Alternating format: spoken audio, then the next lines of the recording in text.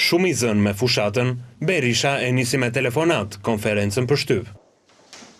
Doktori akuzoi sërish Ramën se i ka kopjuar gjithë programin, ndërsa për të njëjtat premtime e quan mashtrues. Kopimi i programit Partisë Demokratike nga Edi Rama erdhi pas rënjes dramatike të sondazhe, të pikëve të tij në sondazhe, mbasi shqiptarët i përcollën me neveri programin e tij për Zhapi, Hardhuc, Zhaba dhe Thithilopa, e përcollën me neveri të gënjen një herë, çdo njeri mund gënjehet. Nuk do thot gjë. Kur gënjen 2 herë, ke gënjue veten. Kundër Bashkimit Evropian për drejtësinë, me Bashkimin Evropian për ekonominë, por Berisha sërish është i bindur se Shqipëria nuk e meriton antarësimin. Natyrisht, respektojmë rregullat e Bashkimit Evropian.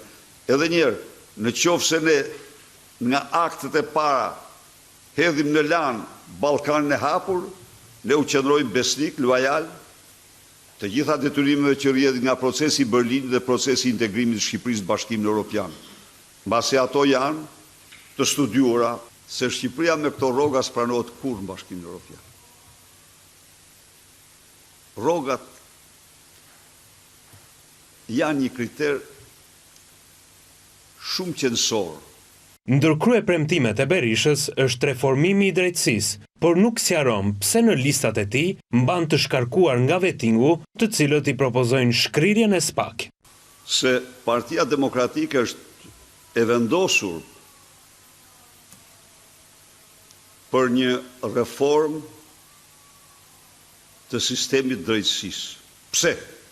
Reforma është jetike, është imperative. Nuk mund të rrinë qytetar shqiptar pa të drejtë një procesi ligjor. Në fund, doktori nuk zbulon datën se kur Laçi Vita vjen në Shqipëri, pasi po e mban surprizë. Datën e ardhjes, unë ju garantoj që do vi, po e la si surprizë për Edi Ramën që t'i bjeri kokës me tovolinë kur të vi.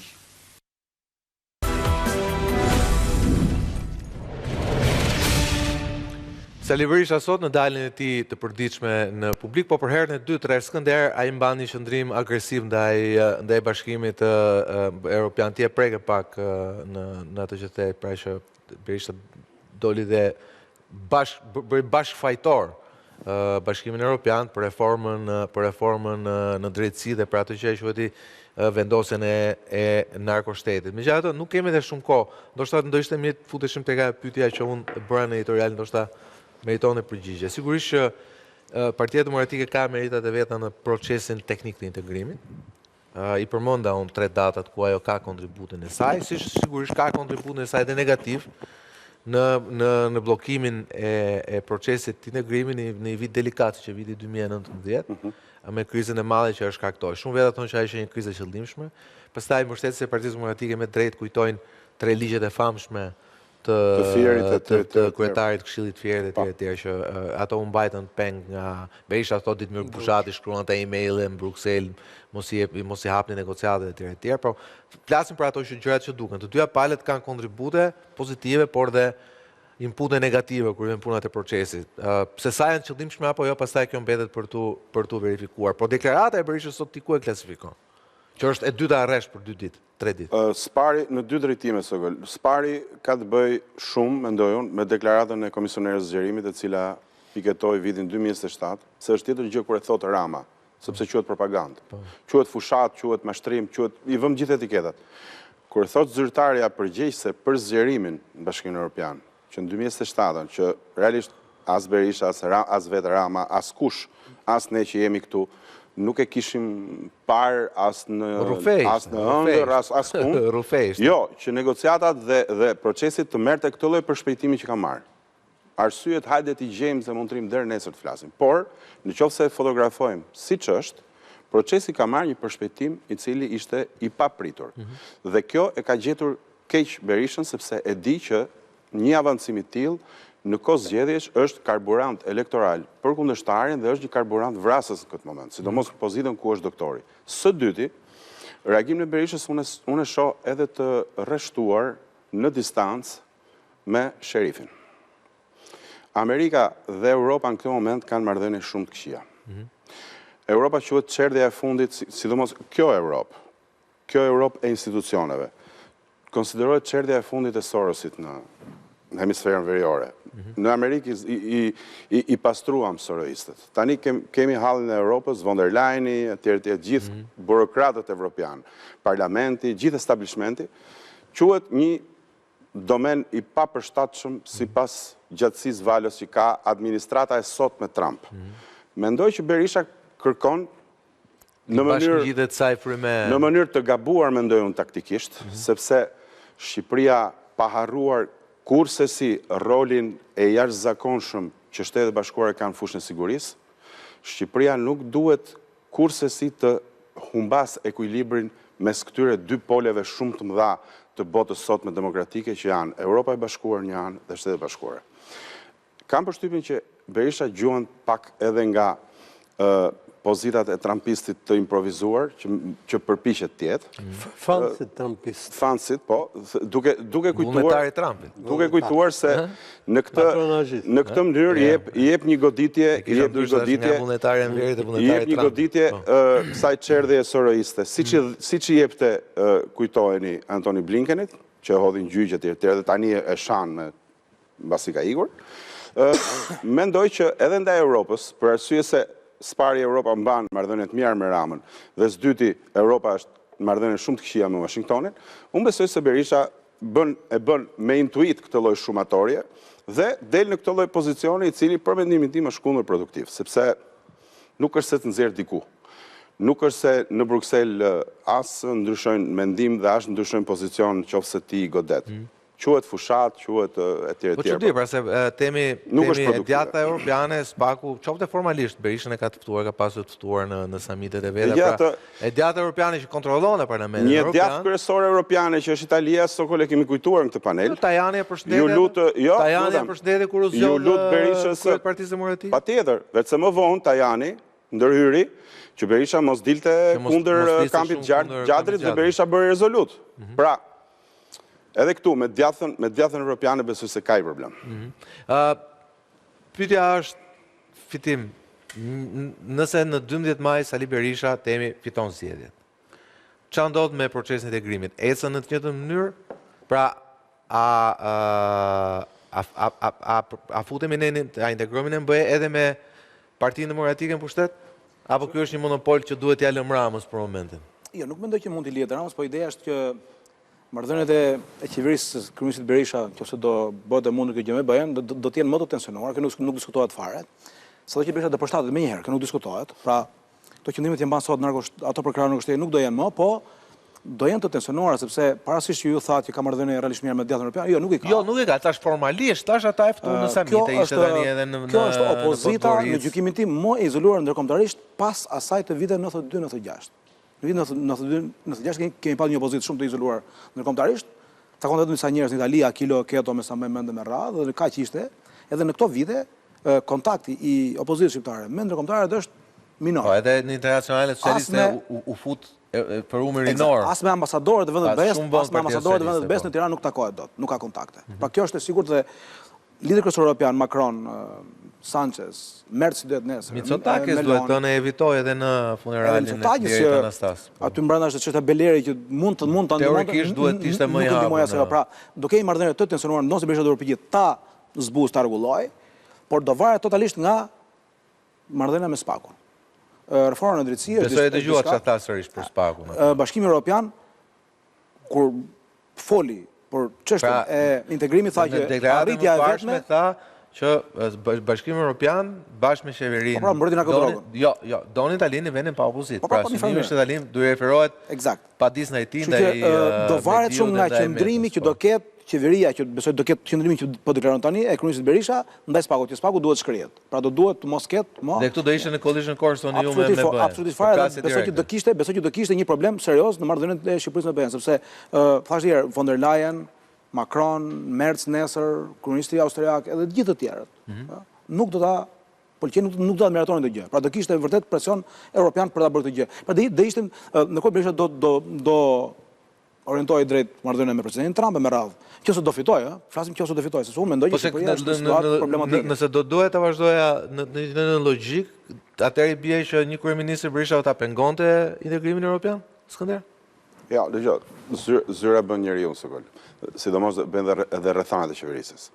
Ky Berisha sot që sulmon Brukselin, natyrisht që nesër në zyrë eventualisht do të donte që të gjithë këtë avancim që ne po bëjmë për arsye komplekse në raport me integrimin, ta merrte ta bënte vetën të vazhdonte negociatat aty ku do t'i lindte qeveria Rama. Kjo s'diskutohet fare. Ka ndodhur me MSA që unë përmenda, e cila ishte totalisht e negociuar në të gjithë kapitujt me atë Ermelinda Meksi. Po, Ermelinda dhe pastaj erdhi qeveria Berisha dhe unë shkruam MSA. Në zonja Trashani pastaj. Po, Renzo Trashani. patjetër, sepse ishte një bllokim edhe me Chris Patterin e kujtoni që u quajt doganieri i Hong Kongut etj. Pra ka qenë një situatë bllokimi në atë kohë. Ndërkohë që Berisha do ta shfrytëzonte mendojmë këtë konjunkturë pozitive që ne kemi në negociata, do të përpiqej ta bënte të vetën, sepse mos harrojmë e përsëris edhe një herë, të dëgjojmë nga Brukseli që ne do të mbyllim negociatat në mesin e 4 vjeçarit të ardhshëm është diçka të cilën politikisht të dyja palët do të donin ta shfrytëzonin, duke qenë në qeverisi. Sa i përket punës së Pakut, thjesht nëse më lejohet një fjalë. Berisha ka ndryshuar fitim nga në koncepti shkrirës, që ishte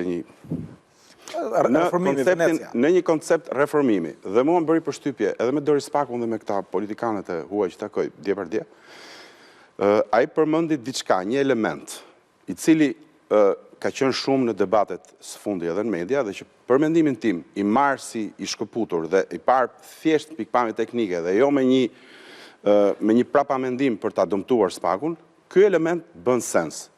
A i tha, nuk mundet që gjyqtari të hetohet nga prokurori. Kaq. Dhe kjo, më falë, një sekundë, të lutem. Nga prokurori që është pale asaj çështje, se ka përgjime këtu. Ideja është këtu që është bërë një demarsh dhe paketa, dhe ju e dini që paketa ka shkuar një herë në Komision e Venecias. Po të paktën një herë që ata kanë dhënë dhe përgjigjen, që kjo ka gjëra për të sugjeruar, por me që ju po e quani si unikale, sui generis, që na thuhet të tjerë, speciale, të tjerë, kalojni, po në qoftë se na e jepni ne mund t'ja nxjerrim se ku i ka problem. Parimet kryesore të drejtës, parimet e ndarjes pushteteve dhe të një gjyqi të drejtë, reforma drejtësie dhe Kushtetua e Shqipërisë i ka plotësuar dhe Venecia ka thënë që po. Në mënyrë se po i doan dhe po ndërtojnë, se është marrë dorë këtyre parimeve. Tani patjetër që gjërat gjithmonë mund të rregullohen më mirë. Rasti i vënies nën vrojtim për gjim quani së doni, gjykatës kushtetuese, nga SPAK, në një proces ku SPAK ishte palë dhe fiks për atë proces. Ka kushte vënë hetim tjetër. Të lutem. Ke mënyra të lutem. Jo ajo prokurori. Ti ke edhe të lutem. Pra këtu flasim për ligjin. Nuk e bën dot prokuroria zakonisht. Të lutem. Më e vogël se SPAK-u s'mund të hetojë gjë më të madhe. Fal, dakord. Problemi është edhe pa marrë leje fitim, se ky është hall që. Është e ligjshme Skënder. Jo, atëherë një sekond. Nuk e kam nuk e qenë këtë panel, kjo është muhabeti i vjetër mes nesh, të paktën Sokolit dhe Martin. Nuk është se ka faj SPAK. Nuk ka shkel ligjin. Patjetër. Problemi është se edhe Berisha nuk po provozon të ikin këto. Problemi që edhe Berisha e vën duke dhe mua më duket se në këtë aspekt teknik bën sens është që ligji ka nevojë për retushim. Jam dakord, po ama ka i koncept në drejtësi, drejtësia tranzitore, që është bërë për gjëra të tjera, po edhe është përdorur edhe këtu, që SPAK është një antibiotik, nuk kemi një gjendje normale, antibiotiku është i keq, nuk është i mirë. Të lutem. Po në afat shkurt e ish infeksion. Në afat gjatë krijon parimi që është ndjekur. Mos fshehim pas metaforave shkeljen e standardit. Edhe shkeljen e lirive dhe drejtat njeriut. Mos t'i fshehim. Sepse jemi në vitin 2025, nuk kemi nevojë që për të bërë punën, për të bërë punën të marrim patjetër ose Kalashnikovin ose antibiotikun që do të jetë shkelim drejtat. Se ky është problemi. Pushteti më i madh i Shqipërisë nuk është SPAK-u. Pushteti më i madh i Shqipërisë është politika, është qeveria dhe korrupsioni 34 vjeçar. Pushteti politik, dyja palë, ëh. Ditje, vila, trafik, tendra këtu. Domethënë unë nuk besoj që ka tendra që nuk preken me dorë. Më lejo miqësisht të them që komenti yt i fundit është pak populist, sepse nuk trajtohet subjekti këtu. Jo, më falë. Nuk traktohet që këto qifligarët dhe këta tregtarët e kuptar se kjo është gjuha. Tatimi jashtëzakonshëm. Qifligarët janë në rregull. Qifligarët janë Pra, kjo është problemi. Qifligarët e kanë qiflikur, ata që e kanë mënyrë të drejtë dhe le ta gëzojnë. Dakor, pra. Gjëja e tonë. Dakor. Por ai që ato që kanë krijuar me para tona. Se ka gjë Skënder. Jo, kuptoj. Politikanët tanë janë të gjithë. Do t'ja marrësh, lutem, do t'ja marrësh me procedurë fitim, nuk do t'ja marrësh me ligje kështu. Ligjet janë korrekte, janë kushtetuese. Dakord, kushtetuese, ka dhe ka kontroll dhe balancë kushtetuese. Më fal, kushtetuesen po të kujtoj. Edhe vete kanë bëu ligjet. Më fal, kushtetuesen e kemi prek një 10 herë që s'është bërë, kështu po ta kujtoj. Mirë, dakord, e ka prek 10 herë Amerika, po ka e kemi prek për po ka 200 vjeç që ka prek për. Po çështja jo 2008 ajo 2015, 2020 apo. A nëse fiton Berisha Martin? A integrohet Shqipëria? Ti dhe ndoshta edhe kolegët është batut, nuk është fare. Po jo, është për sa kohë integrimi është karta kryesore elektorale. Në realitetin ku jemi sot, nëse e shton të pyetje, unë kaloj direkt tek realiteti utopik. Do më thënë, më duket shumë utopike të bëhet kjo pyetje, sepse të gjithë ne e dim nga të gjitha sondazhet, nga fryma, nga çdo lloj. Sondazheve se besoj fare unë, po. Pastaj ka dhëna të tjera, indicie të tjera, po jam dakord me ty. Indicie të tjera që është e pamundur që Sali Berisha të fitojë zgjedhjet e ardhshme që janë me datën 11 prill. Thjesht 11 maj. Thjesht do të unë mendoj që për gjithë ato që u thanë këtu, ne kemi shanse shumë të qarta për të hyrë në Bashkimin Evropian. Fakti që vjen nga Marta Kos deklarata që askush se prisë, e thanë edhe kolegët, në një kohë është një medaljon para zgjedhjeve për vetë Edi Ramën në këtë rast, fakt duhet të ishte për shqiptarët, sepse qoftë edhe për vetë opozitën, sepse në një situatë të tillë është të gjithë janë fitimtarë dhe të gjithë kanë rolin dhe kontributin. Pse atëherë Berisha nuk e se për shembull mbaj mend që po. Berisha ka një të drejtë shumë të madhe kur thotë që ne nuk e meritojmë integrim. Sepse vërtet ne nuk e meritojmë integrimin, sepse kemi 35 vjet që votojmë politikanë si Sali Berisha, përmend edhe të tjerë, po desh edhe vetë Edi Ramën kaq gjatë. Po t'i shtosh Sali Berishës 35 vjet në politikë edhe atë pjesën e Partisë Punës si sekretari i organizatës partisë bën një 55 vjet dhe ne presim që kryeministër të vijë, fjala vjen, një politikan si Berisha që ka kaq vite në politikë, 55 vjet në politikë. Pra ti nuk isha serioz në që është trova si pyetje, që nëse Berisha fiton zgjedhjet, a integrohemi apo jo? Ishte thjesht, ishte shumë serioz, po ishte një pyetje për mua retorike dhe unë nuk e mendoj kështu ardhen në pushtet të zotit Berisha. Unë mendoj që ne kemi nevojë për politikanë të rinj, për një klasë të re politike, pa Sali Berishën, pa edhe Edi Ramën po të duash ti, dhe Edi Rama sot luan all win. Luan s'ka qëfar të fitoj më, as s'ka fare qëfar të humë më, sepse ka arritur rekordet e një pushteti politik në Shqipëri. Pra ti thua, Sali Berisha nuk fiton dot, Edi Rama nuk humbet dot? Nuk humbet dot, sepse nuk fiton dot Sali Berisha. Ky është ngër që i madh për gjenezën, po t'i futim i gjenezës është e gjitha për hirës vërtetës faj i opozitës, i një opozite dhe me në krye Sali Berishën, faj i kryesor i ti, që ka shkalafitur në këtë farfeje opozitën dhe shpresa vetme është të këto partite vogle të cilat pothuajse të gjitha kanë dalë nga Partia Demokratike, që janë kundër një leadershipi autokrat, qoftë dhe diktatorial të një drejtimi Partisë Demokratike si zoti Berisha, shenjat cilës ka dhënë edhe në drejtimin e pushtetit, kur ishte kryeministër dhe president, ashtu siç ka shumë shpresë që edhe për zotin Rama, i cili në partinë e vetë qeverisë ose e drejton në një mënyrë autokratike, ajo që tha Skënderi para, vërtet ka ndodhur një hapje e madhe në ndërtimin e Ramës, por ka ndodhur edhe një mbyllje e madhe e demokracisë së brendshme të Partisë Socialiste. Dhe ky është problemi më i madh që ka sot mazhoranca, po edhe opozita në ato. Skënder Burgë batuta, Berisha s'fiton dot, Rama s'hun dot. Të dy e kanë pamundur. Cejt not e aktual politikë vënë. Po bisedoja para se të vija këtu me dikë dhe duke parë sondazhet sokol del shumë e habitshme që në 2021 paka shumë raporti i votave në ato koshin e madh proporcional ishte 800 e diçka me 600 e diçka. Ka qenë më pak, pra, po të futesh, nëse do ta futesh dhe LSI-n me krahun e opozitës, ishte shumë më pak. Ti thua PDPS. PDPS. Po se opozit, mazhorancë, lunin diçka ke 30.000 vota. 30.000 vota. 35, po. Diferenca një shumë. Thash PDPS. Paka shumë ishte kjo. Shikoj tani kur LSI praktikisht Partia e Lirisë. Por mua është përbër, sepse ka rënë çifti që e krijoi dhe që ishte arsyeja e ekzistencës, nuk është më. Sondazhet e japin paka shumë të 48 pikë diçka Ramën, që është fiks shifra e vitit 2021. Dhe mos ta bitemi kur edhe raporti i mandateve tjetë sërish i ngjashëm. Por me komponentën e partive të reja që është një pikë pyetje madhe sa do jetë. Edhe vota emigrantëve. Dhe vota emigrantëve.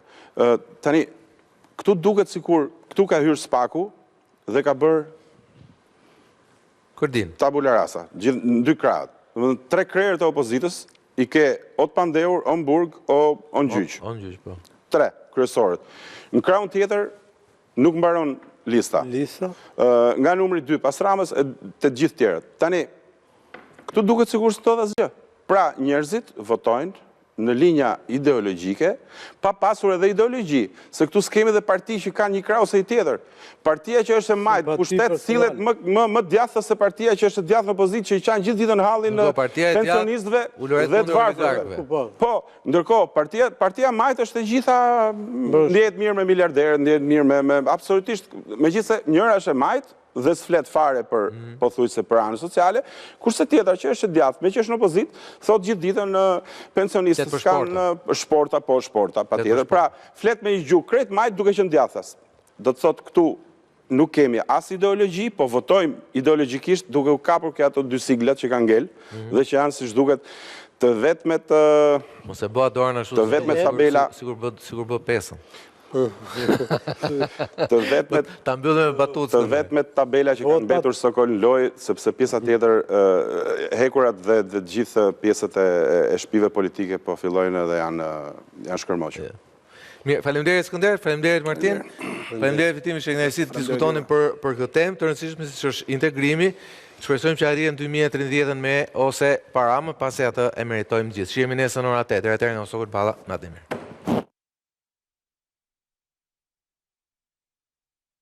E di që zgjesi duan të japësh një ëndër. Dy janë emocionat kryesore politike, o frika o shpresa, nuk ka tjetër. Dhe ai duhet qenë se to 12 vite nuk mund të thojë dot që kam qeverisë mirë. Siç na kanë futur pa ushtri në NATO, se realisht kemi qenë pa ushtri, do të jetë krejtësisht e pranueshme që na fusin dhe pa ekonomi dhe pa shtet ligjor. Do të thotë, për sa kohë që vendimi është politik, e gjithë kolona e standardeve mund të relativizohet, madje me një të rënd të lapsit edhe mund të kancelohet.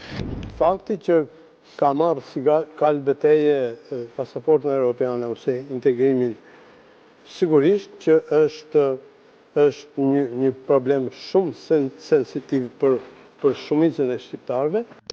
Rama ka kapur një gjë, që mundësitë praktike që procesi për shkaqe politike të ecë përpara është i mundshëm, edhe është i mundshëm edhe me Ramën sa me opozitë, sepse opozita ka këtë çështën e izolimit ndërkombëtar. Pra, ka kapur një gjë Ramos, jo se s'ka një gjë. Të vetmen herë dështim në përplasje me një shtet të tretë ballkanik, ishte përplasur me Turqinë, me Bullgarinë, me Maqedoninë e Veriut, dhe gjithmonë kishte fituar sepse i kishte bllokuar. Greqia nuk arriti të na bllokojë për çështjen Beleri dhe kjo është një e parë absolute.